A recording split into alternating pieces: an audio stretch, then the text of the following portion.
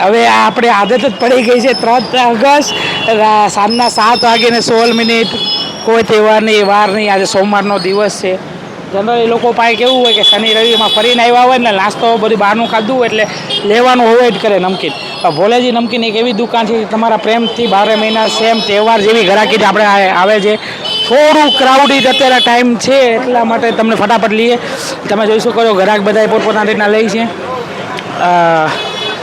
આવા રીતના ડબ્બા અત્યારે હા ગ્રાહક એમ કહે છે કે વિડીયોમાં કે તમે ડબ્બા કેમ ઢાંકી દીધા? તો સાહેબ જો મોઇશ્ચર બહુ હોય છે જેથી માલ જે અગર 150 ડબ્બા મૂક્યા છે 1 2 5 નથી મૂક્યા 150 ડબ્બામાં અગર 500 ગ્રામ બી વજન ગણો તો 75 કિલો માલ થાય. એ વેસ્ટ થઈ જાય. વેસ્ટ એટલે ગ્રાહક ચાખે ને તો એને હવાયેલું આવે એટલે એને અંદરથી વસ્તુ લેવામાં રસ મરી જાય.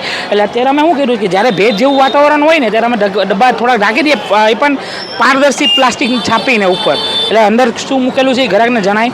અને ગ્રાહક એમાંથી કંઈ મને આ વસ્તુ ટેસ્ટ કરો એટલે અમારો છોકરો એમને ટેસ્ટ કરાવે. બધા ગ્રાહકને ટેસ્ટ કરીને આપે. એવું કોઈ વસ્તુ જરૂરી નથી તમે કિલો 500 લેવાનું તમે 10-20નું બી લેવો.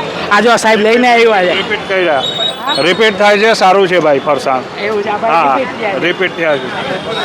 તો આવો તમે બી ભોલેજી નમકીનમાં 1 વાર લઈ જાઓ 10 વાર લઈ જાઓ.